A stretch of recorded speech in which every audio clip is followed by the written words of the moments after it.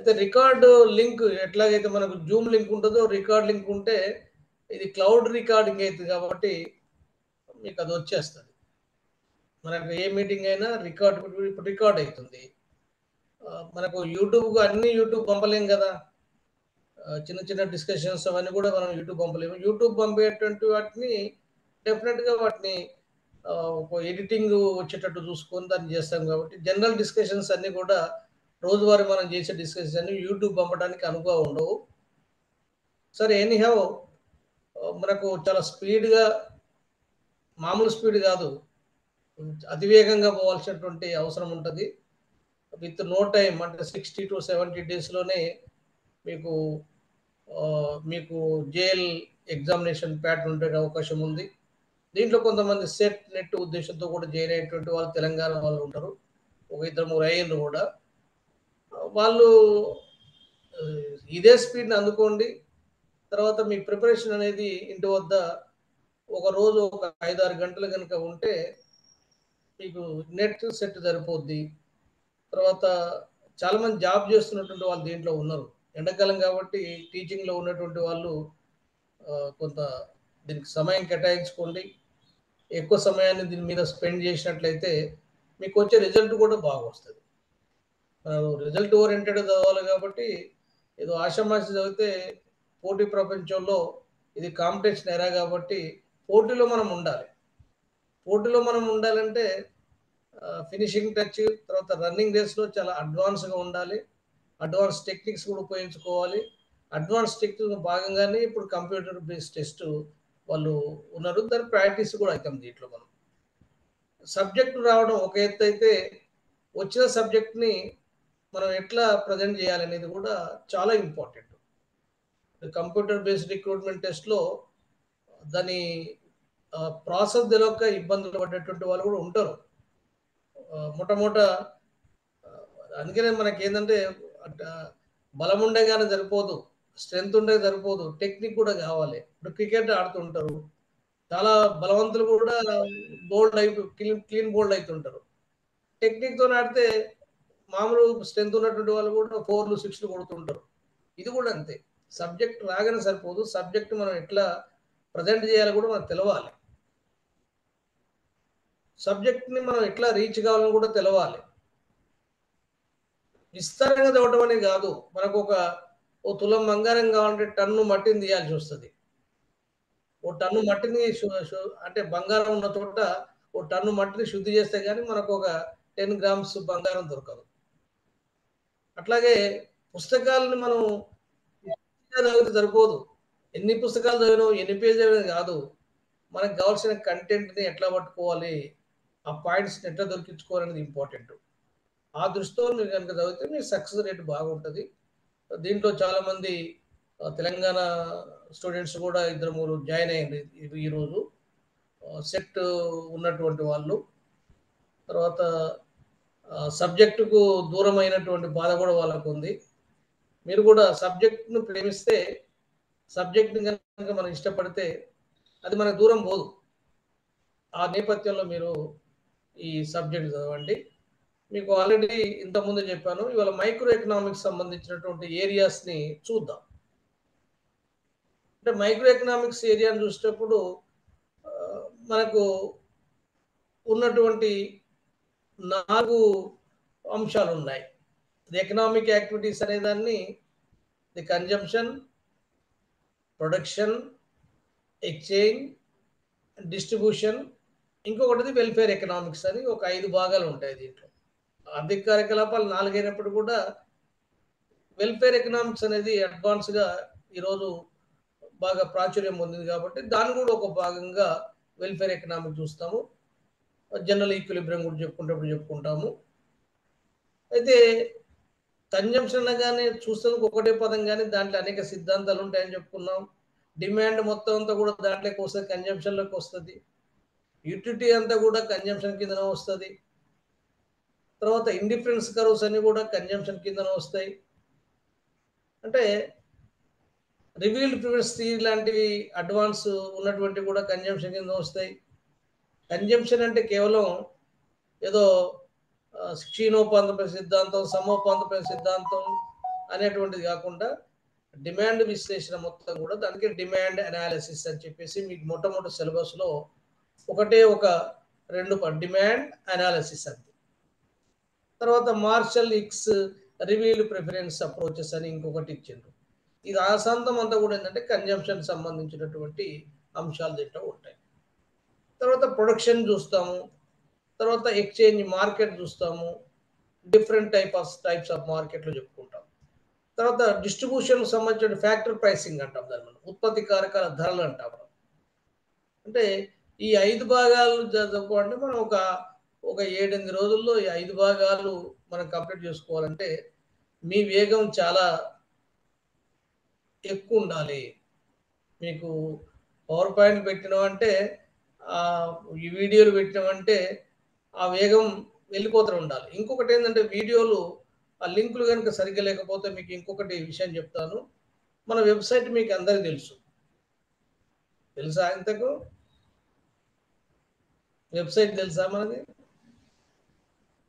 Nalgonda economics forum .org website తెలవాలి. అంటే website మీకు ఎప్పుడు తెలుస్తుంది అంటే మీరు రిజిస్ట్రేషన్ చేసుకుంటూ ఉంటే వెబ్సైట్తో మీరు ఎప్పుడు టచ్లో ఉండాలి. ఎందుకంటే మీరు ఎగ్జామ్ రాయాలంటే వెబ్సైట్ రావాలి. మీరు పీపీటీలు నేను పంపిణీ కాకుండా మీకు ఎప్పుడన్నా ఆలోచన వచ్చినప్పుడు పీపీటీలు అక్కడ చూద్దామంటే వెబ్సైట్ రావాలి. నల్గొండ ఎకనామిక్స్ ఫోరం రాసినటువంటి బుక్స్ చూడాలంటే మీకు వెబ్సైట్ కావాలి. యూట్యూబ్ ఛానల్ చూడాలన్నా మీకు వెబ్సైట్ కావాలి. అయితే యూట్యూబ్ ఛానల్ చూడాలంటే వెబ్సైట్ కనుక మీకు కావాలంటే మీ ఎటువంటి రిజిస్ట్రేషన్ లేకుండానే మీరు డైరెక్ట్గా వెబ్సైట్ ద్వారా యూట్యూబ్ ఛానల్ వీక్షించవచ్చు. అది ఎట్లా అనేది చూద్దాము. తర్వాత పవర్ పాయింట్ ఎట్లా తీసుకొస్తామని చూద్దాము.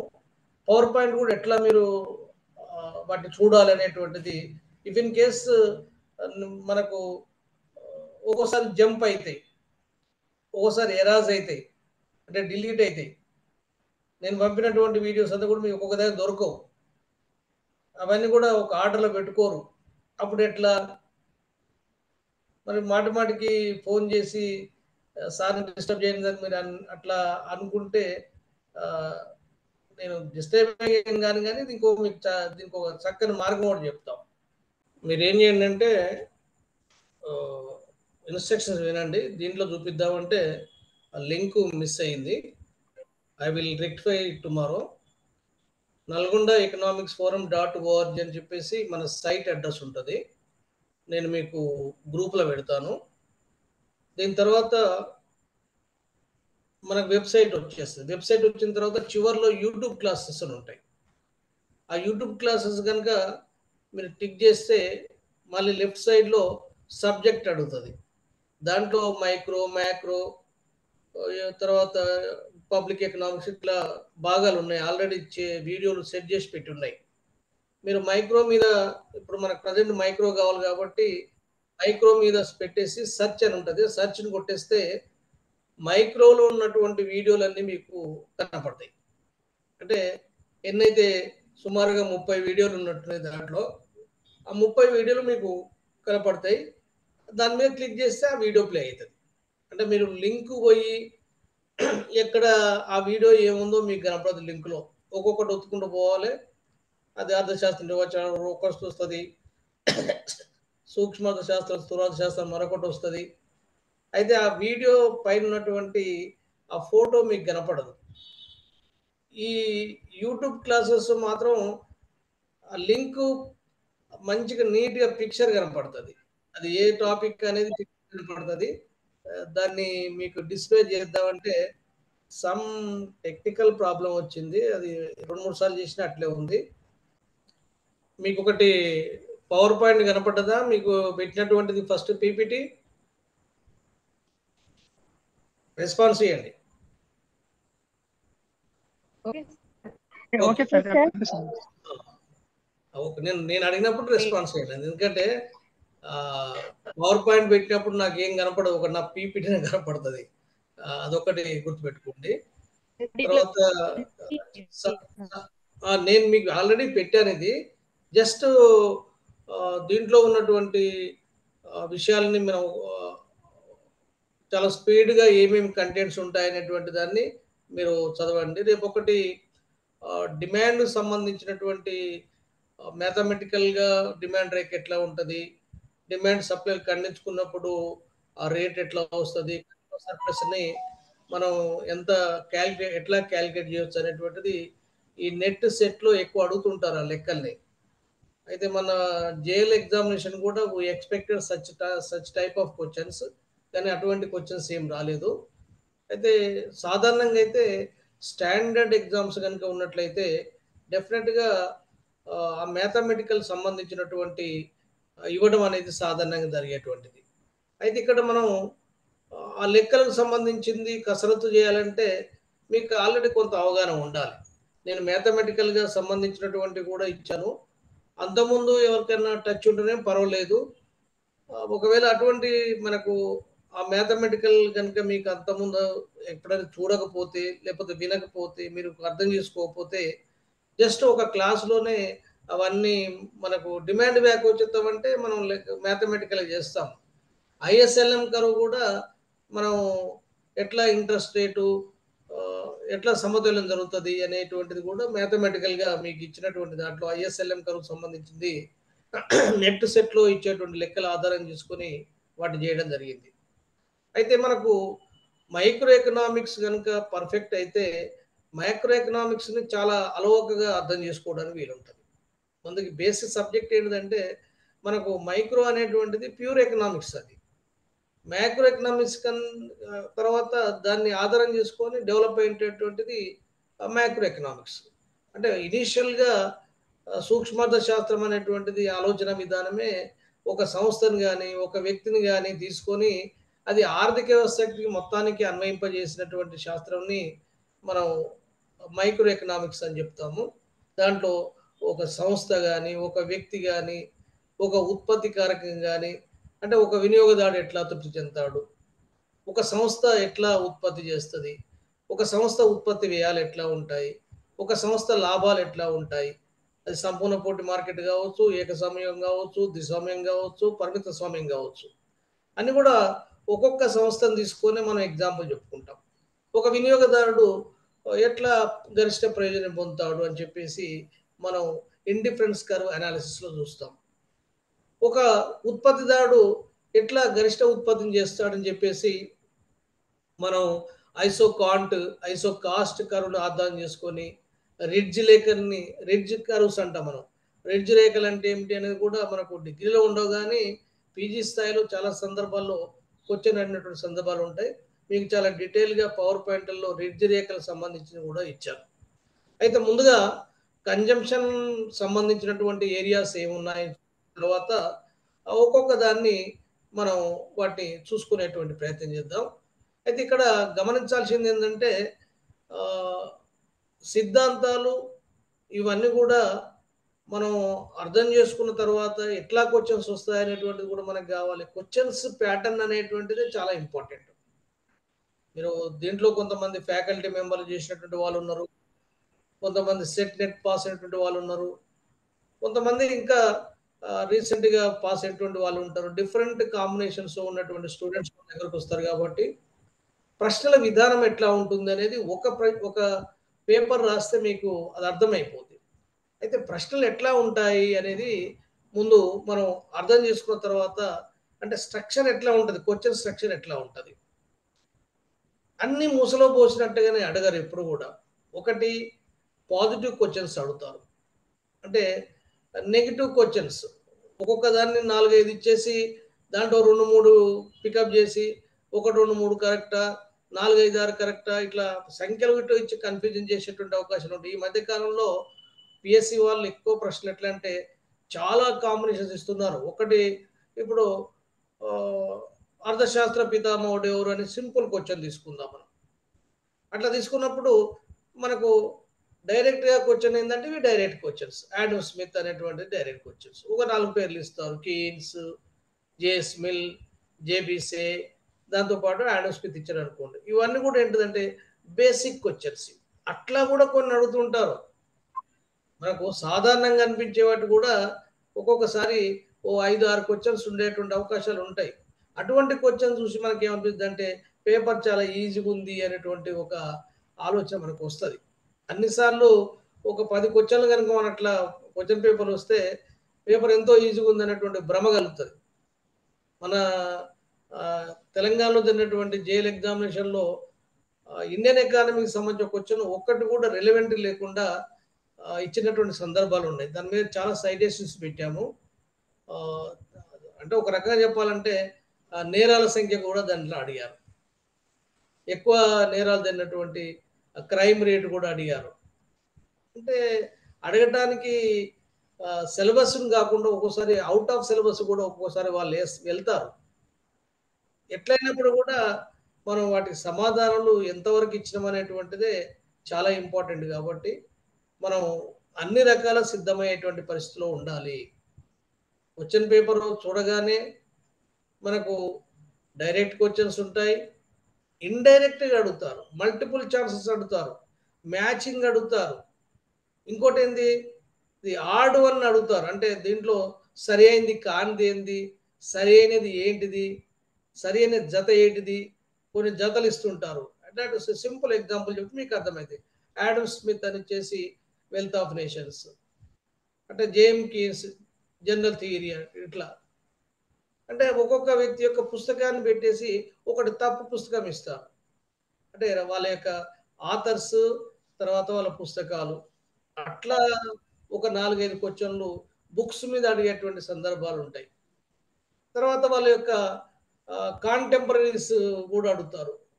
ఒకే కాలానికి సంబంధించినటువంటి వాళ్ళు ఒక ముగ్గురు వాళ్ళ కాలానికి సంబంధించిన వ్యక్తిని ఒకరిని తీసుకొని దీంట్లో భిన్నమైనది ఏంది? ఫైండ్ ఔట్ ఆడ్ వన్ అంటారు. ఆడ్ వన్ అంటే భిన్నమైనది ఏంది అని అర్థం. అంటే క్వెషన్స్ ఎన్ని రకాలు అడుగుతారనేది కూడా మనకు తెలవాలి. ఒక్కొక్కసారి ఏందంటే సరికానిది ఏది అడుగుతారు. సరి అయినది ఏది అడుగుతారు. సరికాని జత ఏది అడుగుతారు. సరి అయిన జత ఏదని అడుగుతాడు. భిన్నమైనది ఏదని అడుగుతారు. అట్లాగే మ్యాథమెటికల్ ఇచ్చినప్పుడు సరి అయిన సమాధానం అడుగుతారు.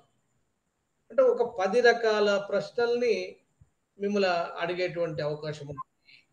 అందుకని ఫస్టు క్వెషన్స్‌ని చదవడం అనేది మీరు దాన్ని అభ్యాసంగా మార్చుకోవాల్సి ఉంటుంది. క్వెషన్స్ చదవడం అనేటువంటిది ఎట్లా ఉంటది? అంటే మనకు ఆ ప్రశ్న యొక్క విధానం ఎట్లా ఉంటుంది అనేది తెలవకపోతే మనకు పప్పులో కాలేసినట్టే. అందుకనే మనం మెంటల్‌గా మనకు సబ్జెక్ట్ మీద ప్రిపరేషన్ ఎంత పకడ్బందీగా ఉండాలంటే, సబ్జెక్టు రావడం ఒక ఎత్తైతే, ఆ సబ్జెక్ట్‌ని అవగాహన చేసుకొని రాయడం మరో ఎత్తు. మనకు ఆ టెక్నిక్స్ అన్నీ కూడా ఉపయోగపడతాయి. ఇట్లా టెక్నిక్స్ ఉపయోగపడడం అనేటువంటిది మనము ఈ కోచింగ్‌లో నేర్చుకునేటువంటి ప్రధానమైనటువంటి అంశం కాబట్టి, తప్పనిసరిగా ఈ కోచింగ్‌కొచ్చేటువంటి వాళ్ళు మెటీరియల్ చదవడం ఒకటే కాదు. వచ్చేటువంటి క్వెషన్స్ ఎట్లా వచ్చినా గానీ, మనం రాయటానికి వీలుండేటువంటి పరిస్థితిలో ఉండాలి. అయితే మనకు ఆహ్, ఈ ఏరియాస్ ఏమిటి అనేటువంటి దాన్ని ఒక వీడియోలో యాక్చువల్‌గానే మీకు మన యొక్క వెబ్‌సైట్ ఛానెల్ చూపిస్తే టెక్నికల్‌గా ఏదో చిన్న పొరపాటొస్తుంది. దానికి సంబంధించినటువంటి దాంట్లో చెప్పాలంటే మరి ఆహ్, ఇంట్రడక్షన్ అనేటువంటిది మనం చెప్పుకుంటాం. అంటే ఇంట్రడక్షన్ అంటే ఎకనామిక్స్ అనే పదం ఎట్లా పుట్టింది? మనకు ఓకియో నామస్ అనేటువంటి 2 గ్రీక్ పదాలకెళ్ళి పుట్టిందని మనకు ఇంటర్మీడియేట్‌కెళ్ళి చదువుకుంటున్నాం. అటువంటి వాటి మీద కూడా ప్రశ్నలు అడుగుతారు. తర్వాత మరి అరిస్టాటిల్ కాలంలో ఏ రకమైనటువంటి దానిగా చెప్పుకున్నాము. అంటే ఇది హౌస్ హోల్డ్ మేనేజ్‌మెంట్‌గా చెప్పుకున్నాము. హౌస్ హోల్డ్ మేనేజ్ అంటే ఒక గృహ నిర్వహణ శాస్త్రంగా చెప్పుకున్నాం. ఓకియోనామస్ అంటే అర్థం అదే. ఓకియోనామస్ అనేటువంటి పదాలకు హౌస్ హోల్డ్ మేనేజ్‌మెంట్‌గా మనం అర్థం చేసుకోవచ్చు. మరి దీని అర్థశాస్త్ర పితామహుడు ఎవరన్నప్పుడు ఇవన్నీ కూడా బేసిక్ క్వెషన్స్. అంటే ఈ ఎకనామిక్స్ అనేటువంటిది యొక్క ఈ దీని యొక్క భావన అనేది అంటే అంతకుముందు మర్కెంటలిస్టు, ఫిజియోక్రాట్సు వీళ్ళ కాలంలో ఎకనామిక్స్ ఉన్నప్పటికి కూడా అది అభివృద్ధిలోకి రాలేదు. అంటే ఒక శాస్త్రీయమైన దృక్పథం రాలేదు. సైంటిఫిక్ అప్రోచ్ రాలేదు. ఎకనామిక్స్ సైంటిఫిక్ అప్రోచ్ ఎప్పుడొచ్చిందంటే Adam Smith 'the wealth of nations' అనేటువంటి గ్రంథం ద్వారానే 1770లో రాసినటువంటి an inquiry into the nature and cause of wealth of nations అనేటువంటి షార్ట్ కట్గా మనం ఏమంటే వెల్త్ ఆఫ్ నేషన్స్ అనేటువంటి పదంతో వాడతాము. 1776లో రాసినటువంటి ఈ పుస్తకాల మీద కూడా మనకు కొంత అవగాహన ఉండాలి.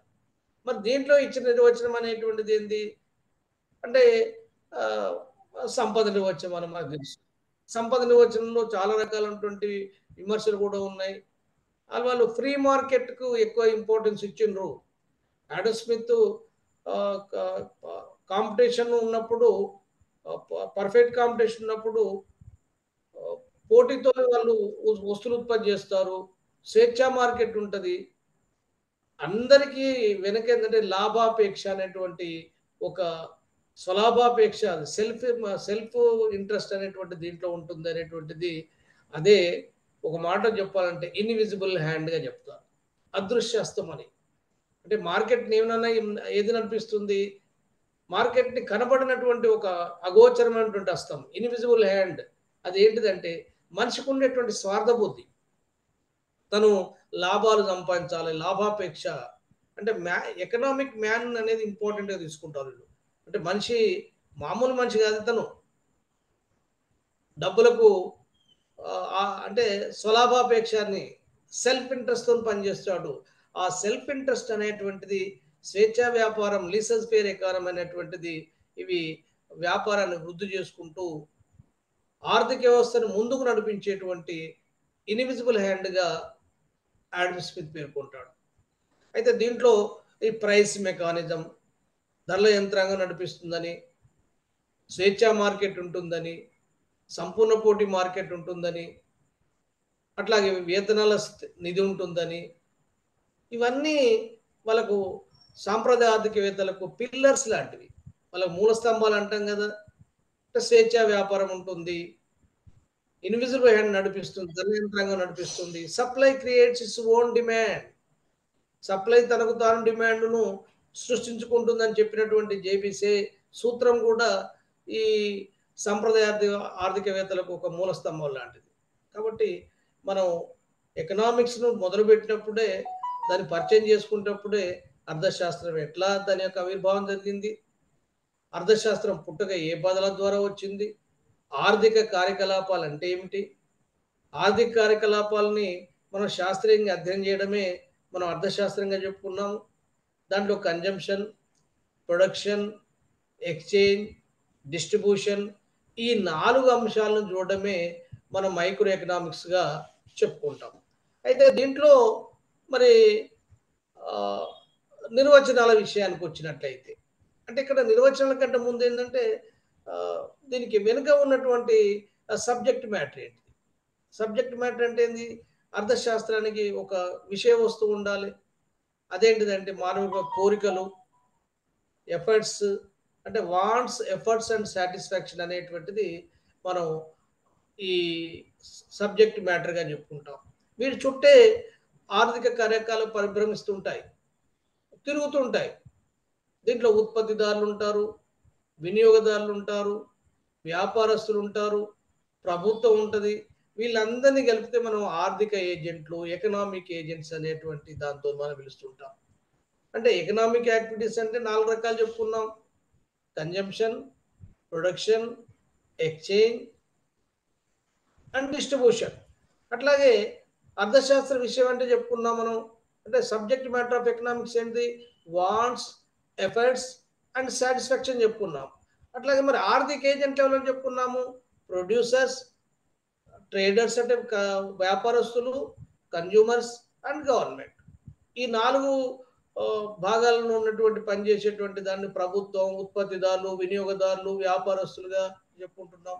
వీళ్ళని ఎకనామిక్ ఏజెంట్స్ ఎందుకంటే ఎకనామిక్ కార్యకలాపాలు, అంటే ఆర్థిక కార్యకలాపాలు, ఎకనామిక్ యాక్టివిటీస్లో వీళ్ళు ఇన్వాల్వ్ అయి ఉంటారు కాబట్టి వీళ్ళని ఆర్థిక ఏజెంట్లు. ఆర్థిక ఏజెంట్లు ఎవరని మీద కూడా ప్రశ్నలు అవ్వచ్చు. మరి అర్థశాస్త్రం యొక్క స్కోప్ ఏంటిది, అంటే దాని యొక్క పరిధి ఏంటిది. పరిధి అంటే ఏంది, ఏ శాస్త్రానికైనా డిస్కస్ చేయడానికి, పరిశీలించడానికి, అధ్యయనం చేయడానికి ఓ సబ్జెక్ట్ అంటూ ఉండాలి.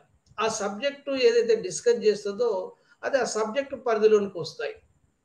మరి అర్థశాస్త్ర పరిధిలోనికి ఏమొస్తాయి, అంటే అర్థశాస్త్ర పరిధిలోనికి మనం మొట్టమొదటిలో అరిస్టాటిల్ కాలం చూసినప్పుడు కేవలం ఒక గృహస్థురాలు, అంటే ఒక హౌస్ హోల్డ్ తమకు వచ్చినటువంటి ఆదాయాన్ని ఎట్లా ఖర్చు చేయాలటువంటి లిమిటెడ్ స్కోప్ ఉన్నటువంటిది మనకు క్రీస్తు పూర్వం అరిస్టాటిల్ కాలంలో మనం చూసినాం. అది మెల్లమెల్లగా ఆడమ్ స్మిత్ కాలం నాటికి విస్తరించింది. తన యొక్క వెల్త్ ఆఫ్ నేషన్ గ్రంథంతో దాంట్లో వినియోగము, ఉత్పత్తి, వినిమయం, పంపిణీ అనేటువంటి అంశాలు వచ్చినాయి. తర్వాత కీన్స్ రాకతో ఎప్పుడైతే ఆర్థిక మాంద్యం వచ్చిందో 1930s డిప్రెషన్ అంటాం మనం.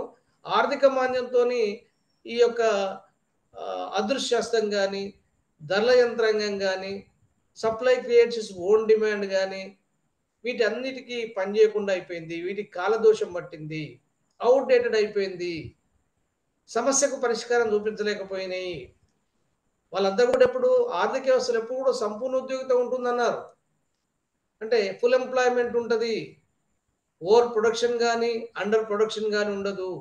అంటే ఉత్పత్తి ఎక్కువ కానీ తక్కువ కానీ ఉండదు, అత్యుత్పత్తి కానీ అల్పోత్పత్తి కానీ ఉండదు. ఒకవేళ ఉన్న ఉత్పత్తి ఎక్కువైంది అనుకోండి ధరలు పడిపోతాయి, ఉత్పత్తి తక్కువైంది అనుకోండి ధరలు పెరిగిపోతాయి. ఆ ఉత్పత్తిని కంట్రోల్ చేసేటువంటి ప్రైస్ మెకానిజం ఆర్థిక వ్యవస్థలో ఉంటుంది. ఈ ప్రైస్ మెకానిజం అంతా కూడా అది రెగ్యులేట్ చేస్తుంది, కంట్రోల్ చేస్తుంది, నియంత్రిస్తుంది. ప్రభుత్వం జోక్యం చేసుకోవద్దని చెప్పారు వాళ్ళు. అంటే సజావుగా సాగుతున్నటువంటి ఆర్థిక వ్యవస్థలో ప్రభుత్వం కనుక జోక్యం చేసుకుంటే ఆర్థిక కార్యకలాపాలు ఒడిదుడుకుల్లో అవుతాయి. అందుకని ప్రభుత్వం ఏమాత్రము దాంట్లో ఆర్థిక కార్యకలాపాల్లో వేలు పెట్టొద్దు, నియంత్రించొద్దు, కంట్రోల్ చేయొద్దు, స్వేచ్ఛా వ్యాపారానికి వదిలేయాలి. దీన్ని ఏమంటారు? లిసెన్స్ ఫెయిర్ ఎకానమీ అంటారు. అంటే ఆర్థిక వ్యవస్థ ఎప్పుడు కూడా నిర్బంధాలకు గురి కావద్దు. అది స్వలాభాపేక్ష ప్రకారం ఎకనామిక్ మ్యాన్ అనే అతడు, అంటే మన మనుషులందరూ కూడా ఎవరి లాభం కోసం వాళ్ళు పనిచేసేటప్పుడు వాడు దేశం కోసం వాడు పనిచేయడు, తన సొంత లాభం కోసం పనిచేసినప్పుడు ఆటోమేటిక్గా దేశం మొత్తానికి కూడా ఉపయోగపడుతుంది. అంటే ప్రతి వ్యక్తి ఆర్థికంగా నిలదొక్కుకోవడానికి ప్రయత్నం చేసినప్పుడు, ఆర్థిక లాభాలు పొందేటువంటి ప్రయత్నం చేసినప్పుడు, తన యొక్క ఆర్థిక పరమైన లావాదేవీలని లాభాపేక్షతో కొనసాగించినప్పుడు, అందరూ కూడా అదే రకమైనటువంటి ఉద్దేశంతో పనిచేసినప్పుడు అందరి ఆదాయాలు పెరుగుతాయి. అందరి ఆదాయాలు పెరిగినప్పుడు దేశ జాతీయ ఆదాయం పెరుగుతుంది. దేశ జాతీయ ఆదాయం పెరిగినప్పుడు ప్రభుత్వం యొక్క వనరులు కూడా పెరుగుతాయి. వాళ్ళకు వచ్చేటువంటి పన్నులు కానీ ఇవన్నీ కూడా పెరుగుతాయి.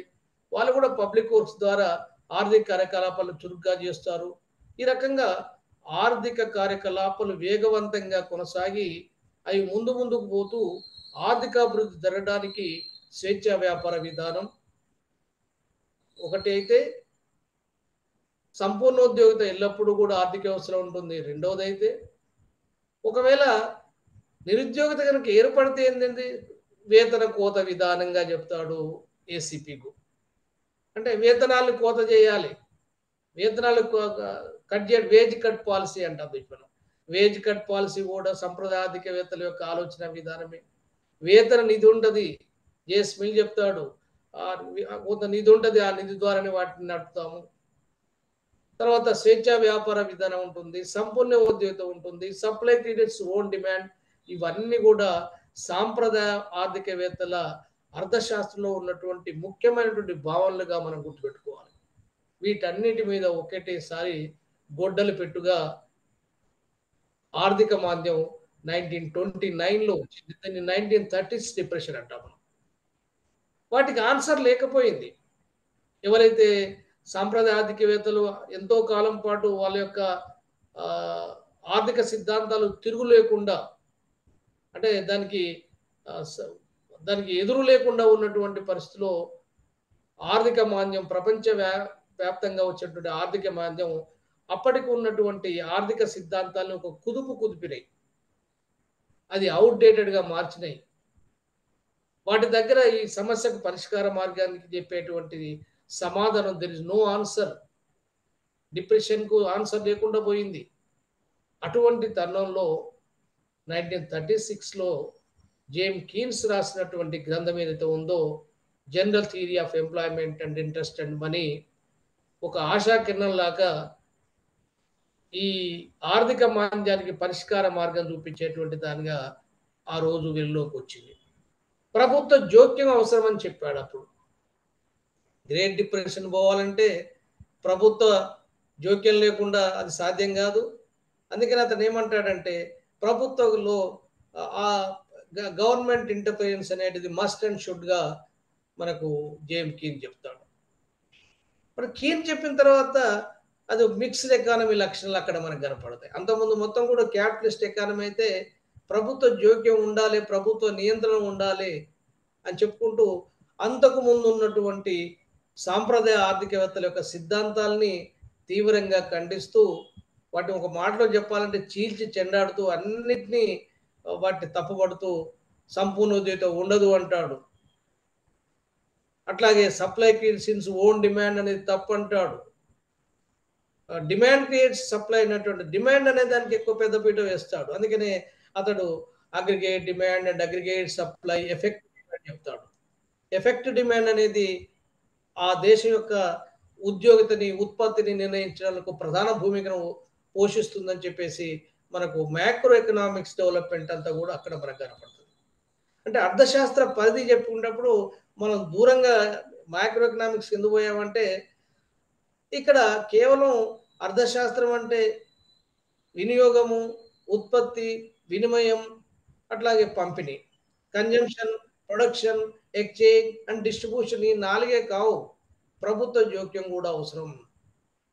ఎంప్లాయ్మెంట్ ఉద్యోగిత, సాధక డిమాండు, అట్లాగే ద్రవ్యం, పన్నులు, పబ్లిక్ ఎకనామిక్స్ ఇవన్నీ కూడా దీంట్లోకి వచ్చినాయి.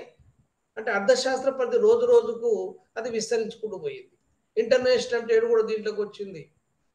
ఇప్పుడు క్యూటీ కూడా దీంట్లోకి వచ్చింది. ఎన్విరాన్మెంటల్ ఎకనామిక్స్ కూడా దీంట్లోకి వచ్చింది. అంటే ఎకనామిక్స్ అనేటువంటిది ఒకప్పుడు మైక్రో ఎకనామిక్స్ అంటే ఎకనామిక్స్. కానీ తర్వాత కాలంలో వచ్చినటువంటి మార్పుల మూలంగా మ్యాక్రో ఎకనామిక్స్ ప్రాధాన్యత వచ్చింది. ఇంటర్నేషనల్ ఎకనామిక్స్ ప్రాధాన్యత వచ్చింది. డెవలప్మెంట్ ఎకనామిక్స్, గ్రోత్ థియరీస్ సంబంధించినటువంటి అనేకమైన అంశాలు మనం చూస్తున్నాం. ఇప్పుడు మనకి సిలబస్లో ఉన్నటువంటి అన్ని అంశాలు కూడా అర్థశాస్త్ర పరిధిలోనికి ఉన్నటువంటివి. ఏం చెప్పుకున్నాం మనం? Micro economics, macro economics, public economics, తర్వాత international economics, growth and development అంటే గ్రోత్ థియరీస్ సంబంధించినటువంటి ఎకనామిక్స్ చెప్పుకున్నాం. తర్వాత మనీ అండ్ బ్యాంకింగ్ చెప్పుకున్నాం. తర్వాత ఎన్విరాన్మెంటల్ ఎకనామిక్స్, సరే మీ సిలబస్ లేకున్నా ఎన్విరాన్మెంటల్ ఎకనామిక్స్ కూడా ఒక ప్రధానమైనటువంటిది. తర్వాత క్వాంటిటేటివ్ టెక్నిక్స్ కూడా మనం అర్థశాస్త్ర పరిధిలో తీసుకొచ్చుకున్నాం. రోజు రోజుకు దీని యొక్క పరిధి విస్తారం అవుతున్నటువంటిది. అంటే ఇక్కడ మనం సాంప్రదాయ ఆర్థికవేత్తల్లో చాలా రిస్ట్రిక్టెడ్గా ఉన్నటువంటి అర్థశాస్త్ర పరిధి నానాటికి విస్తృతమవుతున్నది. నిర్వచనాలు కూడా అదే రకంగా అవి విస్తరించుకుంటూ పోయినాయి. మొట్టమొదటి ఏం చెప్పుకున్నాం మనం? సంపద నిర్వచనం చెప్పుకున్నాం. తర్వాత ఏం చెప్పుకున్నాము? వెల్ఫేర్ డిఫరెన్షియల్ శ్రేయస్ నిర్వచనం చెప్పుకున్నాం. తర్వాత రాబిన్స్ యొక్క కొరత నిర్వచనం చెప్పుకున్నాం. తర్వాత గ్రోత్ డెఫినేషన్ శామ్యుల్సన్ చెప్పుకున్నాం. అంటే ఒక్కొక్క కాలంలో ఒక్కొక్క రకంగా ఈ డెవలప్మెంట్ జరిగింది. అసలు అర్థశాస్త్రానికి నిర్వచనమే అవసరం లేదన్నటువంటి ఆర్థికవేత్త కూడా గున్నార్ మిర్జాల్ ఉన్నాడు. అంటే ఎందుకు నిర్వచనం అవసరం లేదు అంటే నిర్వచనం ఇవ్వడం అంటే ఆ శాస్త్రాన్ని యొక్క పరిధిని తగ్గించడమే అనేటువంటి అభిప్రాయం. కేవలం సంపద గురించి సంబంధించి శాస్త్రంగా అడమ్స్ చెప్తే, సంక్షేమానికి సంబంధించిందా అతను చెప్తే, కొరత మూలంగా ఏర్పడిందని రాబిన్ చెప్తే, కొరత మూలంగా తర్వాత దీర్ఘకాలంలో స్వల్ప భవిష్యత్తు కాలంలో, భూతకాలంలో, వర్తమాన కాలంలో బేరీజు వేసినటువంటి దాన్ని మనకు శామ్యుల్సన్ చెప్తాడు. అవన్నీ కూడా వనరులకు సంబంధించినటువంటి, కొరతకు సంబంధించినటువంటిది, శ్రేయస్సు సంబంధించినటువంటివి చెప్తే ఈ నిర్వచనాలు ఇవ్వడం వల్ల అవే కావు కదా, కేవలం వస్తువులే కాదు కదా, ఎన్విరాన్మెంటల్ కూడా ఉంది, పబ్లిక్ ఎకనామిక్స్ ఉంది, ఇంటర్నేషనల్ ఎకనామిక్స్ ఉంది, డెవలప్మెంట్ ఎకనామిక్స్ ఉంది, క్వాంటిటేటివ్ టెక్నిక్స్ ఉన్నాయి, బ్యాంకింగ్ ఉంది. ఇవన్నీ నిర్వచనాల్లో పొందుపరచడం అనేటువంటిది నిర్వచనం బట్టి ఒక శాస్త్రాన్ని అర్థం చేసుకోవచ్చు. కానీ ఎప్పుడైతే నిర్వచనం ఇస్తామో ఆ శాస్త్రం యొక్క పరిధి తగ్గుతుందనేది గున్నార్ మిర్జాల్ యొక్క అభిప్రాయం. కాబట్టి అర్థశాస్త్రానికి నిర్వచనమే అవసరం లేదన్నటువంటి వ్యక్తి ఎవరిని కూడా ఒక్కోసారి అడగొచ్చు. అట్లా అడిగినప్పుడు మనం గున్నార్ దయాల పేరు గుర్తుపెట్టుకో. అంటే ఏ శాస్త్రానికైనా అవగాహన చేసుకోవాలంటే డెఫినెట్‌గా నిర్వచనం అవసరమే. కానీ నిర్వచనం ఇస్తే శాస్త్ర పరిధి తగ్గుతున్నటువంటి వ్యక్తిగా మనం గున్నార్ దయాలను పేర్కోవచ్చు. ఇక్కడ మరి యాడమ్ స్మిత్ ఇచ్చిన నిర్వచనం ఏంటిది? సంపదను గూర్చిన శాస్త్రంగా చెప్తాడు. సంపద గూర్చిన శాస్త్రం అంటే అర్థం ఏంటిది ఇక్కడ? కేవలం బ్రెడ్ అండ్ బటర్ అంటే ఎంతసేపు మనిషి యొక్క ఆలోచన కాకుండా డబ్బు కోసం ఆలోచన చేస్తుంది అనేటువంటి మనిషిని ఆహ్, రెండో స్థానం సంపదకు మొట్టమొదటి స్థానం ఇచ్చినట్టుగా దీనిపైన అనేక విమర్శలున్నాయి. మనకు అర్థశాస్త్ర పితామహుడైనప్పటికి కూడా అతడిచ్చిన నిర్వచనాన్ని చాలామంది విమర్శించిండ్రు. దానికి కారణం ఏందంటే సంపదకు ఎక్కువ ప్రిఫరెన్స్ ఇచ్చిండు. సంపదకి ఎప్పుడైతే ఇచ్చిండ్రో అది మనిషికి విలువలు లేకుండా పోయినాయి. మనిషి యొక్క మానవ విలువలకు సంబంధం లేకుండా పోయింది అనేది ఇక్కడ ఆర్థిక మనిషిని తీసుకున్నాడు. తర్వాత సంపదకు నిర్వచనం ఇచ్చాడు. Economics is the study of wealth అంటాడు. అంటే అర్థశాస్త్రం సంపదను చర్చ అంటాడు. మరి వాట్ అబౌట్ హ్యూమన్ బీయింగ్? మనిషి గురించి ఏంది? అంటే మనం దేనికోసం బతున్నామంటే డబ్బు కోసం బతున్నటువంటి ఒక రిస్ట్రిక్టెడ్ సెన్స్, ఒక సంకుచితమైనటువంటి భావనతోని మనకు ఆడమ్ స్మిత్ యొక్క నిర్వచనం కనపడుతుంది. దాంట్లో చాలామంది విమర్శించేటువంటి వాళ్ళు కార్లైల్, రస్కిన్, డికెన్స్, వాల్రాస్ వీళ్ళందరూ కూడా చాలా తీవ్రంగా విమర్శించారు. ఇంకా రస్కిన్ అనేటువంటిది బాస్టర్డ్ సైన్స్ అనేటువంటి ఒక భూతు పదంతోని అంటే ఎకనామిక్స్‌కు ఎటువంటి విమర్శ అంటే అంటే సంపదను వచ్చి ఏం చేసింది ఎకనామిక్స్‌ని? ది బాస్టర్డ్ సైన్స్ అన్నాడు. ఇంకా కొంతమంది డిస్మల్ సైన్స్ అన్నారు. గోస్పెల్ ఆఫ్ మమ్మన్ అని చెప్పేసి కార్లైల్ చెప్తాడు. అంటే ఒక ఆహ్, మమ్మన్ అంటే ఆహ్, డబ్బు గురించి ఆలోచించేటువంటి దేవతని మనం మమ్మన్ అంటాము. గోస్పెల్ అంటే దేవదూత. అంటే ఎటువంటి దేవత అంటే డబ్బే ప్రధానంగా ఉండేటువంటి దాన్ని ధనపిశాచి అంటాం మనం మామూలుగా. డబ్బు ఎక్కువ పిచ్చి పడితే ఏమంటాం? మామూలుగా మినిమమ్ నీడ్స్ గనుకంటే లక్ష్మి అంటాం. లక్ష్మి వస్తుందంటాం. కానీ డబ్బు పిచ్చి విపరీతంగా బట్టి డబ్బు కోసం ఏదైనా పని చేసేటువంటి వ్యక్తిని ఏమంటాం? వానికి ధనపిశాచి పట్టిందంటాం. అంటే డబ్బుకు గనుక ఎక్కువగా లోనైతే, డబ్బు గనుక ఎక్కువ ఆశపడితే, డబ్బు కోసం ఏదైనా పని చేస్తే వాడికి మానవ విలువలకు అవకాశం ఉండదు కాబట్టి, మా హ్యూమన్ వాల్యూస్‌కు చోటు ఉండదు కాబట్టి దాన్ని గోస్పెల్ ఆఫ్ మమ్మన్ అన్నారు. ఇది చీకటి శాస్త్రం డిస్మల్ సైన్స్ అనేటువంటి ఆ పదంతో కూడా కార్లైల్ అనేటువంటి వ్యక్తి చెప్తాడు. వీటిపైన కూడా మీకు ఆహ్, ప్రశ్నలొచ్చేటువంటి అవకాశాలుంటాయి. అంటే కార్లైల్, రస్కిన్, డికెన్స్, వాల్రస్ ఏమన్నాడు? అన్‌సైంటిఫిక్ సైన్స్ అన్నాడు. అశాస్త్రీయమైందన్నాడు. అంటే ఇంత తీవ్రంగా విమర్శించినటువంటి ఆహ్, ఆడమ్ స్మిత్ నిర్వచనం మరి చాలా అప్రతిష్ట పాలైంది. ఆ అప్రతిష్టను పోగొట్టడానికి చేసినటువంటి ప్రయత్నమే మార్షల్ చేసినటువంటి ప్రయత్నం. మార్షల్ ఏమంటాడు? అర్థశాస్త్రం ఒకవైపున సంపద కూర్చొని చర్చ అనియు, అంతకంటే ముఖ్యంగా మరొక వైపున మానవుని గురించిన పరిశీలనలో భాగంగా చెప్తాడు. అంటే వెల్ఫేర్ డెఫినేషన్‌ని 1819లో 'ప్రిన్సిపల్స్ ఆఫ్ ఎకనామిక్స్' అనే గ్రంథంలో మార్షల్ ఇస్తాడు. అంటే ఇక్కడ man earns money to get material welfare. మనం దేనికోసం డబ్బులు సంపాదిస్తాము? మన యొక్క భౌతిక సంక్షేమాన్ని పెంచుకోవడం కోసమే కదా!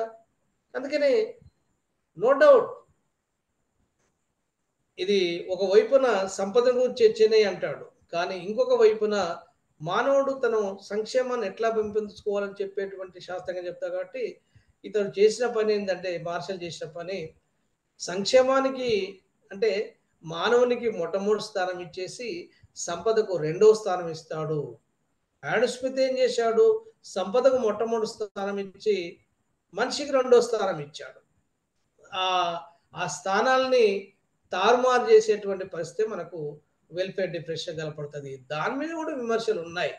వెల్ఫేర్‌ని కొనలేమని, అది ఒక మానసిక భావన అని చెప్పేసి మనకు కొన్ని ప్రతిసారి కూడా మనకు సంక్షేమాన్ని దృష్టిలో పెట్టుకుంటే వస్తువును ఉపయోగించే ప్రతిసారి ఈ వస్తువు పనికొస్తదా? ఇది సంక్షేమాన్ని ఇస్తదా? ఇది ఇవ్వదా? అని బేరీజు వేసుకోవాల్సొస్తది. మనకు బాగా కొన్ని ఆహ్, మన యొక్క ప్రయోజనాన్ని నిలిచేటువంటి ఉన్న వస్తువులు మనకు వాస్తవానికి ఏ వస్తువైనా ప్రయోజనం లేకపోతే మనం ఉపయోగించం. కొన్ని వస్తువులు ప్రయోజనాన్ని ఇస్తాయి కానీ మన యొక్క మానవ సంక్షేమాన్ని హాని చేసేటువంటి ప్రమాదం కూడా ఉంటది. ఇప్పుడు విస్కీ, బ్రాండీ లాంటివి, పొగల సిగరెట్ తాగడం లాంటివి అవన్నీ ఫ్రీగా రావు మనకు. డబ్బులు పెట్టి కొనాలి. వాటి ప్రయోజనం ఉంటది. కానీ అది మనిషికి ఆరోగ్యాన్ని హాని చేసేటువంటి పరిస్థితి ఉంటది. అంటే ప్రతిసారి బేరేజు వేసుకోవాల్సొస్తది. ఏ వస్తువు మంచిది, ఏ వస్తువు చెడ్డది. ఈ సందర్భంగానే రాబిన్స్ అంటాడు, economics is the neutral between ends అంటాడు. అంటే అర్థశాస్త్రజ్ఞుడు ప్రతిసారి తను వస్తువు వాడేటప్పుడు ఈ వస్తువు మంచిదా? ఈ వస్తువు చెడ్డదా? ఇది మంచి ప్రయోజనం ఇస్తదా? ఇది సంక్షేమాన్ని ఇస్తదా? ఇది సంక్షేమాన్ని హాని చేస్తదా అని చూడడు. తనకు ప్రయోజనం ఇస్తే దాన్ని వాడుకుంటాడు. అతని నిర్వచనం ఏం చెప్తాడు? Unlimited wants are there. కోరికలు ఎట్లా ఉన్నాయి? Man is bundle of desires అంటాడు. కోరికలు అనంతంగా ఉన్నప్పుడు మనం వాటిని తీర్చేటువంటి వనరు లిమిటెడ్ విత్ ఆల్టర్‌నేటివ్ యూజెస్ అంటాడు. వాటికి ప్రత్యామ్నాయ ప్రయోజనాలు కూడా ఉన్నాయి. ఒక వస్తువును వాడేటప్పుడు మనకు కోరికలేమో అనంతంగా ఉన్నాయి. ఆ కోరికలు తీర్చేటువంటి వస్తువులేమో పరిమితంగా ఉన్నాయి. పరిమితంగా ఉండడమే కాకుండా అనేక ప్రయోజనాలు ఉన్నాయి వాటికి. అంటే ఇక్కడ సపోజ్ మనకు ఐరన్ ఉందనుకోండి. ఐరన్ మనకి ఇష్టం వచ్చినట్టుగా ఉండదు. దాన్ని లోహాలనేప్పుడు కూడా ఇప్పుడు మనకు కావాల్సినట్టు ఏ వస్తువైనా తీసుకోండి. ఇష్టం వచ్చినట్టుగా ఉంటే, అపరిమితంగా ఉంటే మనం అవి ప్రకృతి సిద్ధంగా ఫ్రీగా దొరికినట్టే. మనకు గాలి మనకు కావాల్సినటువంటి ఆక్సిజన్ ఉంది. ఆక్సిజన్ మనం పీల్చుకుంటున్నాం. దీని గురించి మనకు ఆలోచన లేదు. అంటే మొట్టమొదటి అవసరం ఏంటంటే ప్రాణం నింపుకోవడానికి కావాల్సినటువంటి ఈ ప్రాణవాయువు ఏదైతే ఉందో, ఆక్సిజన్ ఉందో మనం ఎటువంటి డబ్బులు లేకుండా మనం నేచర్ నిమిషం సేపు బ్రతకలేకపోయేటువంటి దాన్ని మన నేచర్ ఫ్రీగా ఇస్తుంది. అది నేచురల్ రిసోర్సెస్‌గా ఫ్రీ గిఫ్ట్ అన్నమాట దీన్ని మనం. మనకు ఎంత అవసరం అని చెప్పండి. తర్వాత మనకు కావాల్సింది నీరు కావాలి. నీరు కూడా పెద్ద కాస్ట్ ఏం కాదు. సరే ఈ మధ్య కాలంలో మనం బిస్లరీ వాటరు, ఫిల్టర్ వాటరు ఇటువంటి వాస్తవానికి నదీ నీళ్ళు, వర్షంలో వచ్చేటువంటి నీళ్ళు, బావుల్లో నీళ్ళు ఇవన్నీ కూడా మామూలుగా మనం ఫ్రీ అనేటువంటి భావంతోనే జనరల్‌గా ఉంటాం. ఎవరు కూడా ఆహ్, నాగరికత పెరిగింది కాబట్టి మనం వాటి కోసం వెంపర్లాడుతున్నాం అనుకోండి. మామూలుగా నీరు కూడా మనకు ఉచిత వస్తువు. తర్వాత ఆహారం. ఆహారం ఒకటే అంటే గాలి, నీరు, ఆహారం. గాలి, నీరు మేజర్ పోర్షన్ ఏదైతే ఉందో, ఇది ఒక నిమిషం సేపు లేకపోతే బతకలేము. ఒక గంటలు లేదా 1, 2 రోజులు లేకపోతే బతికేటువంటి నీరు మనకు ఫ్రీనే దొరుకుతుంది. ఒక 10, 15 రోజులు ఆహారం లేకపోతే మనం ప్రకృతి సిద్ధంగా ఉన్నటువంటి వనరులు ఉపయోగించుకొని మనం కల్టివేట్ చేసుకొని పంటలు మనం పండించుకుంటున్నాం. అంటే ఇక్కడ ప్రకృతి సిద్ధంగా లభించేటువంటి మేజర్‌గా అంటే 75% వస్తువులు మనకు ఫ్రీగా లభిస్తున్న విషయాన్ని ఇక్కడ గుర్తుపెట్టుకోవాలి. అట్లాగే మనకు గావాల్సినటువంటి ఆహారం గాని, మనకు గావాల్సిన ఇవన్నీ వస్తువులు మనం వాడేటువంటి వస్తువులు గనుక ఫ్రీగా గనుక మనకు లభించినట్లయితే, మనం ఎటువంటి ఎకనామిక్ యాక్టివిటీ చేయాల్సిన అవసరం లేదు. మనం ఎందుకు పని చేస్తున్నాము? అంటే మనకు అవసరాలు తీర్చుకోవడం కోసం, మన కోరికలని తృప్తిపరచుకోవడం కోసం, మనం వస్తువులు కావాలి. ఆ వస్తువులు తయారు చేయాలి. తయారు చేయాలంటే ఉత్పత్తికారు కావాలి. ఉత్పత్తి కారకాలు కావాలంటే వాటికి ప్రతిఫలాలు చెల్లించాలి. అంటే ల్యాండ్‌కు ఆహ్, రెంట్ ఇవ్వాలి. లేబర్‌కు వేజ్ ఇవ్వాలి. క్యాపిటల్‌కు ఇంట్రెస్ట్ ఇయ్యాలి. ఎంటర్‌ప్రెన్యూర్‌కు ప్రాఫిట్ ఇయ్యాలి. ఉత్పత్తి కారకాలకు వాటికి ప్రతిఫలాలుంటాయి. వాటి రివార్డ్స్ ఉంటాయి. వాటి వేజెస్ ఉంటాయి. అంటే వాటి యొక్క ప్రైస్ అంట ఒక మాట చెప్పండి. అంటే లేబర్‌కు price wage, capital price interest ఇట్లాగే 4 ఉత్పత్తి కారకులుగా మనకు ఫ్రీగా దొరకవు. అవి కూడా పనిచేయాల్సి అవి కూడా కొరతగా ఉంటాయి.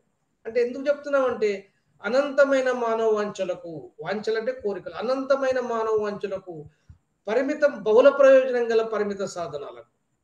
అంటే కోరికలేమో అనంతంగా ఉన్నాయి. సాధనాలు పరిమితంగా ఉన్నాయి. వాటికి అనేక ప్రయోజనాలు బహుళం అంటే అనేక ప్రయోజనాలు ఉన్నాయి. మరి అనంతమైన మానవ వాంఛలకు, బహుళ ప్రయోజనం గల పరిమిత సాధనాలకు మధ్య ఉండే సంబంధం పట్ల మానవుడు ఎట్లా ప్రవర్తిస్తాడు అధ్యయనం చేయడమే అర్థశాస్త్రంగా రాబిన్ చెప్తాడు. అంటే wants are unlimited, means are limited. At the same time they are having alternative uses. వీటిని ఎట్లా కోపప్ చేయాలి అనేటువంటిది ఈ ఈ రాబిన్స్ యొక్క నిర్వచనం మనకు కనపడతాయి. ఒక మాట చెప్పాలంటే అనంతమైన మానవ వాంఛలకు బహుళ ప్రయోజనం గల పరిమిత సాధనాలకు మధ్య ఉండే సంబంధం పట్ల మానవుని ప్రవర్తన అధ్యయనం చేయడమే అర్థశాస్త్రంగా రాబిన్ చెప్తారు. ఇక గ్రోత్ డెఫినేషన్ అటువంటిది మనకు వర్తమాన భవిష్యత్తు కాలంలో ఈ పరిమితమైనటువంటి సాధనాలని ఎట్లా బహుళ ప్రయోజనం గల సాధనాల పట్ల ఎట్లా చేస్తాడు అంటే కోరికలు అనంతంగా ఉంటాయి, సాధనాలు పరిమితంగా ఉంటాయి. వర్తమాన కాలంలో భవిష్యత్తు కాలంలో వీటిని ఎట్లా అలకేట్ చేయాలి, వాటి వనరుల పంపిణీ ఎట్లా చేయాలి, వాటి అభివృద్ధి ఎట్లా అందుకని గ్రోత్ ఎట్లా సాధించాలి, డెవలప్మెంట్ ఎట్లా సాధించాలి అనేటువంటి కాన్సెప్ట్ శామ్యుల్సన్ చెప్పినట్టు నిర్వచనాలు మనం చూస్తాం. మీరు అన్ని కూడా నిర్వచనాన్ని కూడా మీకు ఎవ్రీ పాయింట్ ఎవ్రీ బిట్ కూడా నేను ఇచ్చినటువంటి పవర్ పాయింట్లో మ్యాక్సిమం నేను కవర్ చేశాను. మీరు వాటిని తరోగా చదవండి. నిర్వచనాల మీద మీకు ఒక పట్టు ఉంటే 1-2 ప్రశ్నలు డెఫినెట్గా ఎక్కడికి వెళ్ళి వస్తుంటాయి. అట్లాగే ఆ సూక్ష్మార్థ శాస్త్రం అంటే ఏంది, స్థూలార్థ శాస్త్రం అంటే ఏంది అంటే సూక్ష్మార్థ శాస్త్రానికి స్థూలార్థ అంటే చిన్న చిన్న యూనిట్ల గురించి, అంటే ఒక సంస్థ గురించి, ఒక వ్యక్తి గురించి, ఒక వస్తువు గురించి, ఒక ఉత్పత్తి కారకం గురించి, అంటే ఇండివిజువల్ యూనిట్స్ని గురించి స్టడీ చేస్తే మనం సూక్ష్మార్థ శాస్త్రం అని. ఇది మరి పదాలని ఎవరు చెప్పిండ్రు, ఈ పదాలని నోబెల్ ప్రైజ్ విన్నర్ 1969లో మొట్టమొదటిసారిగా మన ఎకనామిక్స్లో నోబెల్ ప్రైజ్ విన్నర్ ఎవరంటే రాగ్నార్ ఫిచ్. 1969లో ఈ ప్రైజ్ ఇంట్రడ్యూస్ చేయబడ్డది. దీన్ని ఇద్దరు టిన్బర్జన్ అండ్ రాగ్నార్ ఫిచ్ ఉభయలు పంచుకున్నారు దాన్ని. అంటే ఇద్దరికి కలిపి మనకు ఇస్తారు కదా, ఇద్దరికి ముగ్గురికి ఇస్తారు కదా, అట్లాగే సంయుక్తంగా పంచుకున్నటువంటి వ్యక్తిగా మనం రాగ్నార్ ఫిచ్ చెప్తాము. ఈ పదాలని మైక్రో మ్యాక్రో అనేటువంటి పదాలని 1933లోనే దీన్ని ఇంట్రడ్యూస్ చేసిండ్రు. మరి దీని అర్థం ఏంటిది అంటే మైక్రో అంటే చిన్న చిన్న యూనిట్లు, మ్యాక్రో అంటే స్థూలంగా, అంటే ఒక సంస్థ అంటే ఆర్థిక వ్యవస్థ పారిశ్రామిక సంస్థలు అనే సమూహం పరిశ్రమ అంటాం. ఒక సంస్థని సంస్థ అంటే అన్ని సంస్థలను ఏమంటాం మనం, ఇండస్ట్రీ అంటాం. ఒక వ్యక్తి అంటే ఈ డిమాండ్ చేసేటప్పుడు వైయక్తిక డిమాండ్ అంటాం, మార్కెట్ డిమాండ్. మార్కెట్లో చాలా మంది వ్యక్తులు ఉంటారు. అంటే ఒక వ్యక్తి ఎంప్లాయ్మెంటు జనరల్గా సాధారణ ఉద్యోగిత, ఒక వ్యక్తి శ్రామికుల యొక్క ఉత్పత్తి మొత్తం శ్రామిక ఉత్పత్తి. ఇట్లా దేశానికి మొత్తం కనుక జాతీయోత్పత్తి, ఒక వ్యక్తి ఆదాయం జాతీయ ఆదాయం, ఒక పరిశ్రమ లాభం, ఒక సంస్థ లాభం దేశంలో ఉన్నటువంటి పారిశ్రామిక సంస్థల యొక్క లాభం, అంటే అన్ని సంస్థల యొక్క లాభం, అంటే టోటల్గా యూనిట్ మొత్తం ఉద్యోగిత, మొత్తం ఉత్పత్తి అన్నిటి కలిపితే వచ్చేటువంటి దాన్ని మనం స్థూలార్థ శాస్త్రంలో చెప్తాం. కీన్స్ యొక్క ఆలోచన విధానం, కీన్స్ యొక్క అర్థశాస్త్రాన్ని మనం ఎందుకని మ్యాక్రో ఎకనామిక్స్ అంటామంటే అతను ఒక సంస్థకు ఆపాదించలేదు, ఒక వ్యక్తికి ఆపాదించలేదు. ఒక ఉద్యోగిత మనకు మైక్రో ఎకనామిక్స్లో ఒక వ్యక్తి యొక్క ప్రయోజనం, ఒక సంస్థ యొక్క ఉత్పత్తి, అట్లాగే ఒక ఉత్పత్తికారు యొక్క ప్రతిఫలం, ఇట్లా ఇండివిజువల్గా తీసుకోలేదు. అంత మొత్తం మ్యాక్రో లెవెల్ థింకింగ్లో మనం చెప్పుకోవచ్చు. కాబట్టి మ్యాక్రో ఎకనామిక్స్ అంటే జేమ్ కీన్ చెప్పినటువంటి general theory of employment, interest and money అటువంటి గ్రంథంతో దానికి ఒక ప్రాముఖ్యత ఏర్పడ్డది. దాని మ్యాక్రో ఎకనామిక్స్ యొక్క పితామహుడు అంటే మనం మన జేమ్ కీన్స్గా చెప్పుకుంటాము. అంటే మైక్రో ఎకనామిక్స్ అంటే ఏంది, మ్యాక్రో ఎకనామిక్స్ అంటే ఏంది, ఈ పదాలని ఎవరు మొట్టమొదటి ఇంట్రడ్యూస్ చేసిండ్రు, రాగ్నర్ ఫిచ్గా. తర్వాత మీకు స్టాటిక్ అండ్ డైనమిక్ అనాలిసిస్ ఉంటాయి. అంటే ఒక విషయం ఎటువంటి మార్పులు లేకుండా ఉండేటువంటి ఒకనొక పాయింట్ ఆఫ్ టైంలో చెప్తే దాన్ని మనం స్టాటిక్ ఎకనామిక్స్ అంటాము. కాల విలంబనం కనుకున్నట్టయితే టైం సిరీస్ కనుక ఉంటే దాన్ని మనం దాన్ని చలన విశ్లేషణం డైనమిక్ అంటాం. అంటే ఈ సంవత్సరం ఎంత, వచ్చే సంవత్సరం ఎంత. ఇప్పుడు ఒక 10 సంవత్సరాల జనాభా లెక్కలు తీసుకున్నాం అనుకోండి, 10 సంవత్సరాల వినియోగ స్థాయి తీసుకున్నాం అనుకోండి. 10 సంవత్సరాల ఉద్యోగి తీసుకున్నాం అనుకోండి. అంటే ఈ 10 సంవత్సరాల సీరీస్‌లో మనకు ఏ రకమైన డెవలప్‌మెంట్ కనపడుతుంది అనేటువంటిది అది టైమ్ సీరీస్‌లో మనం చెప్పుకుంటాం. ఇది చలన విశ్లేషణకు సంబంధించినటువంటిది. డైనమిక్ ఎకనామిక్స్‌లో స్టాటిక్ ఉంటది, డైనమిక్ ఉంటది. ఈ వీటిని కూడా మనం చూడాల్సిన అవసరం ఉంటుంది. అట్లాగే నిగమన పద్ధతి, అగమన పద్ధతి 2 పద్ధతులు చాలా సందర్భాల్లో మనం deductive method and inductive method అనేటువంటిది మీకు ఈ పాత సాంప్రదాయ ఆర్థికవేత్తలందరూ కూడా వీళ్ళు Ricardo, Adam Smith, JS Mill వీళ్ళందరూ కూడా వాడినటువంటిది ఏంటంటే నిగమన పద్ధతి. డిడక్టివ్ పద్ధతి ఏదో ఒక తార్కికమైన దాన్ని తీసుకొని దాని సిద్ధాంతాన్ని రూపకల్పన చేస్తారు. అంటే ఒక వస్తువు యొక్క సంఖ్య పెరిగే కొద్దీ దాని ప్రయోజనం తగ్గిపోద్ది అనేది మనకు క్షీణోపాంత సిద్ధాంతం the law of diminishing utility ఉన్నది.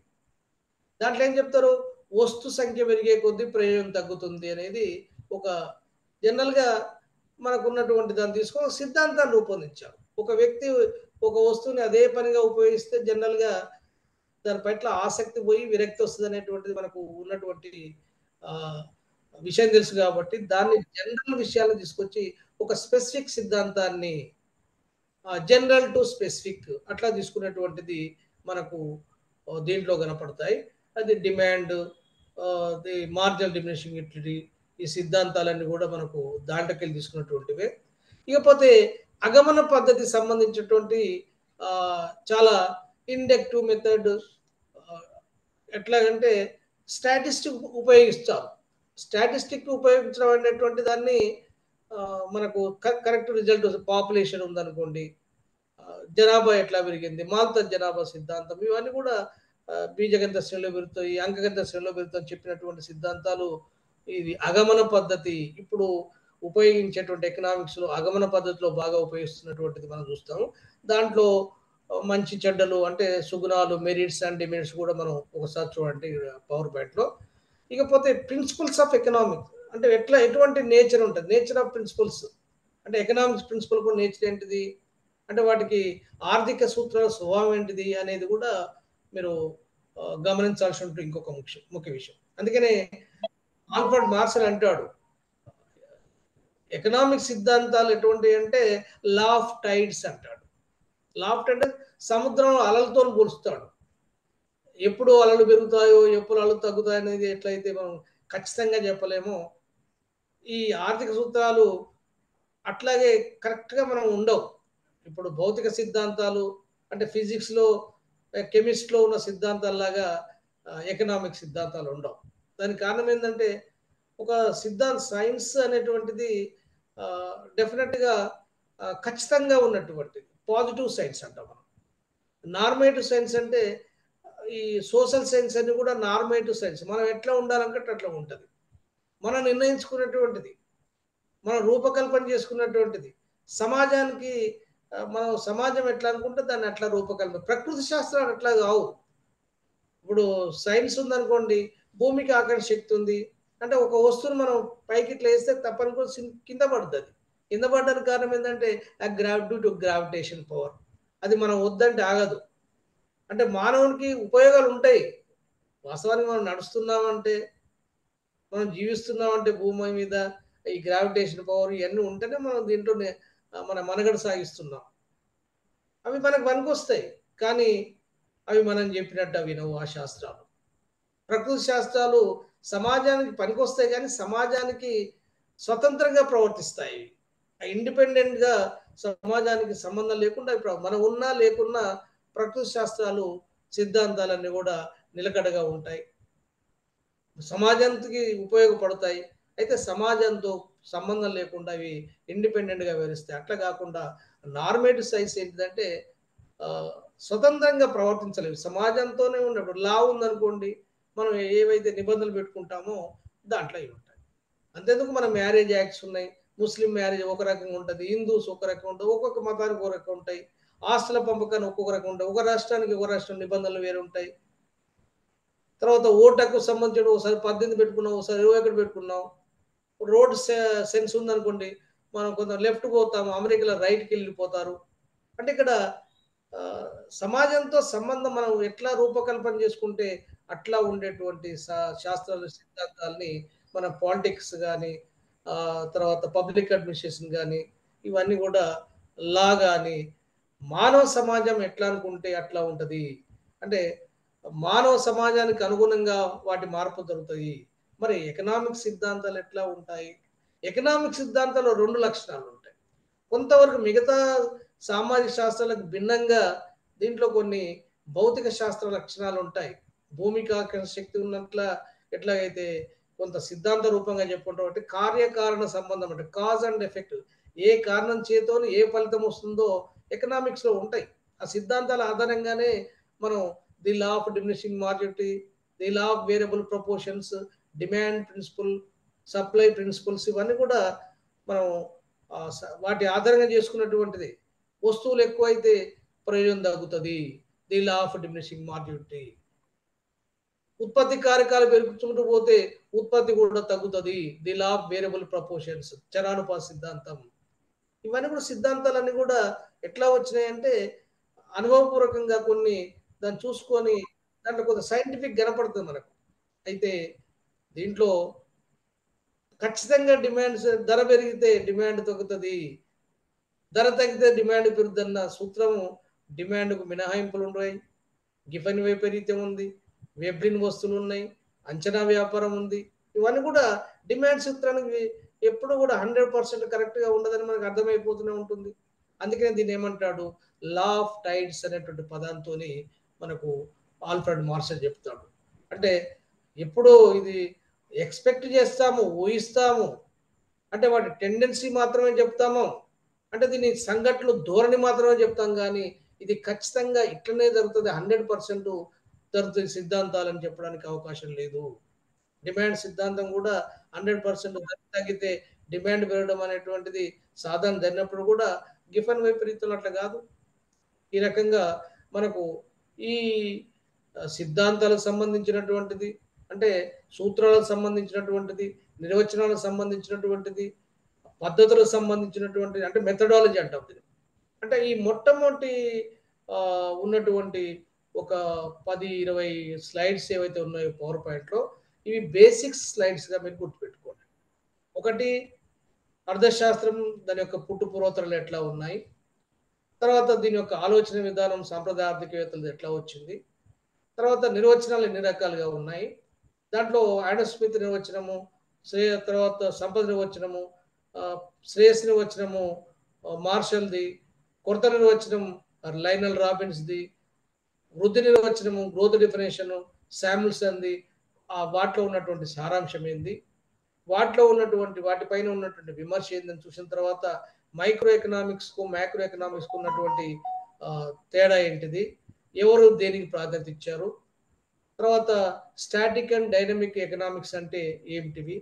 స్టాటిక్ అండ్ డైనమిక్ ఎకనామిక్స్‌లో ఆ రెండిటికి ఉన్నటువంటి తేడా ఏంటి? Deductive method and inductive method అంటే ఏమిటి? తర్వాత వాటి యొక్క ఉపయోగాలు ఏంటి ఇవన్నీ కూడా చూడండి. తర్వాత ఈ ఎకనామిక్స్ యొక్క ప్రిన్సిపల్ యొక్క నేచర్ ఎట్లా ఉంటుంది అంటే లా ఆఫ్ టైడ్స్‌గా చెప్పుకుంటాము. ఇది పాజిటివ్ సైన్సా? నార్మేటివ్ సైన్సా? అంటే ఈ కొన్ని సందర్భాల్లో ఇది పాజిటివ్ సైన్స్ లక్షణం ఉన్నప్పుడు కూడా ఇది సమాజానికి సంబంధించిన అధ్యయనం కాబట్టి ఇది నార్మేటివ్ సైన్స్‌గా కూడా ఉండాలని చెప్తాడు. అంటే ఇక్కడ కేవలం ఒక దానికే కాకుండా అది పాజిటివ్ సైన్స్ ఎవరు చెప్తారు? లైన్ రాబిన్ చెప్తాడు. లక్ష్యాల మధ్య తట్టదు. న్యూట్రల్ బిట్వీన్ ఎండ్స్ అంటాడు. అంటే మంచి చెడ్డలతో సంబంధం లేదంటాడు. అర్థశాస్త్రానికి మంచి చెడ్డలతో సంబంధం లేదు అనేటువంటిది కూడా కరెక్ట్ కాదని చెప్పుకుంటూ మరి దీన్ని సమాజాన్ని ఎట్లా అభివృద్ధిలోకి రావాలనేటువంటిది కూడా దాని పరిష్కార మార్గాలు కూడా చూపించాలి. పేదరికం ఉందంటే సరిపోదు. How to eradicate the poverty. పేదరికం ఉంది అని చెప్పేసి పేదరికం 2 రకాలు చెప్పేసి సాపేక్ష పేదరికం, నిరపేక్ష పేదరికం దాని లక్షణాలు ఏంది? ఇది చెప్తే సరిపోదుగా ఎకనామిక్స్. ఎకనామిక్స్ ఏం చెప్పాలి? పేదరికం ఉంది. కానీ ఆ పేదరికాన్ని రూపుమాపడానికి ఏ రకమైన చర్యలు ప్రభుత్వం తీసుకోవాలి? ఎటువంటి కార్యాచరణ రూపొందించాలి? అంటే ఈ పరిష్కార మార్గాలు కూడా చూపించాలి. కేవలం ప్రకృతి శాస్త్రాల్లాగా భూమికి ఆకర్షణ శక్తి ఉందని చెప్తే సరిపోదు. ఒక వస్తువు పైకేస్తే కింది పడుతుంది చెప్పడానికి పేదరికం ఉందంటే సరిపోదు. పేదరికాన్ని నిర్మూలించడానికి ప్రభుత్వం ఏ రకమైన చర్యలు తీసుకోవాలనేటువంటి విషయాన్ని కూడా మనకు అది పరిష్కార మార్గాలు చూపించాలి.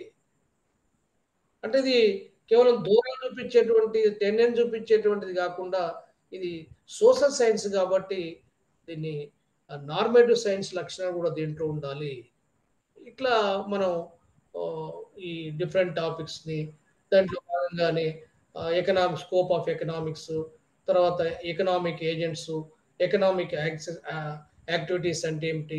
సబ్జెక్ట్ మ్యాటర్ ఆఫ్ ఎకనామిక్స్ ఇవన్నీ కూడా చిన్న చిన్న టాపిక్స్‌ని మీరు గుర్తుపెట్టుకుంటే 1, 2 ప్రశ్నలు అంటే మైక్రో ఎకనామిక్స్‌లో వచ్చేదేమో 10, 15 క్వెషన్‌లు వస్తాయి టోటల్‌గా. 13, 14 వస్తాయి. ఎన్ని ఏరియాస్ ఉన్నాయి మీకు? ఎంత పెద్ద విస్తారమైనటువంటి ఉంటాయి. అంటే ప్రశ్నలు మనకు ఎక్కడికెళ్ళి అడుగుతారనేది ఒక్కొక్క ఆహ్, యూనిట్ ఒక 10 మొత్తం అన్ని కలిపితే ఓ 10, 15 యూనిట్లు చేసుకోవచ్చు దీన్ని మనం చాప్టర్ వైస్ చేసుకుంటే. ఒక్కొక్క చాప్టర్‌కెళ్ళి ఒక క్వెషన్. వాడు ఆహ్, డెఫినిషను నిర్వచనంకెళ్ళి అడుగుతాడా? మైక్రో మ్యాక్రోకెళ్ళి అడుగుతాడా? స్టాటిక్ అండ్ డైనమిక్‌కెళ్ళి అడుగుతాడా? డిడక్టివ్ అండ్ ఇండక్టివ్ మెథడ్స్‌కెళ్ళి అడుగుతాడా? నేచర్ ఆఫ్ ప్రిన్సిపల్స్‌కెళ్ళి అడుగుతాడా? అంటే ఇన్ని ఏరియాకెళ్ళి ఒక ప్రశ్న వస్తే ఎక్కువ. కాబట్టి మనం విస్తారంగా చదవాల్సి ఉంటది.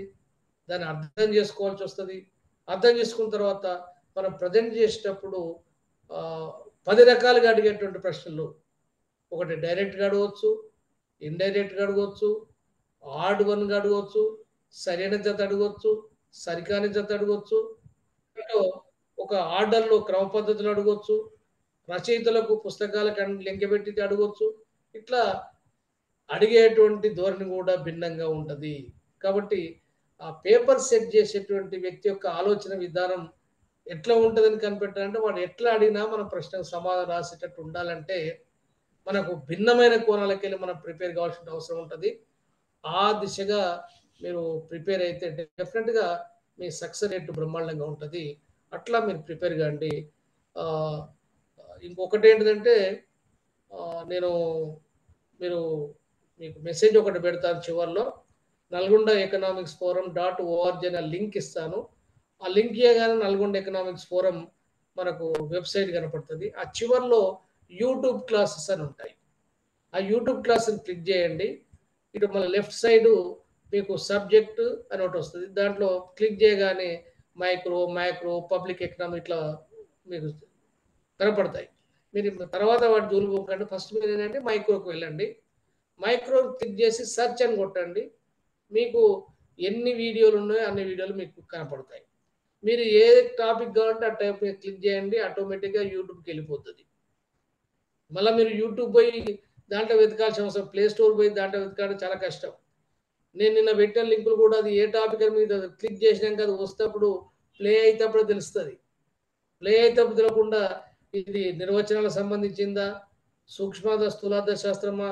లేకపోతే డిడక్టివ్, ఇండక్టివ్ మెథడా? స్టాటిక్ అండ్ డైనమికా? ఇట్లా ఇట్లా చూడగానే మీకు అవి తెలవాలంటే మీరు యూట్యూబ్‌లో ఉన్నటువంటి వెతకడం కంటే కూడా వెబ్‌సైట్‌లో ఉన్నటువంటి యూట్యూబ్ క్లాస్ పాటు అక్కడ పోండి. అక్కడ సెర్చ్ చేయండి. మీరు ఒక ఏరియాలో ఉన్నటువంటి ఎన్ని టాపిక్స్ అయితే ఉన్నాయో అన్ని టాపిక్స్‌ల మీద మేము ఆ యూట్యూబ్ లింకులు ఇచ్చినాము. మీకు క్లియర్‌గా పైన దాని యొక్క టాపిక్ కనపడుతది. అప్పుడు కూడా మీకు అర్థం కాకపోతే నాకు కాల్ చేసి అడగండి. నేను మీకు సమాధానం చెప్తాను. ఇంకేమైనా సందేహాలుంటే అడగండి.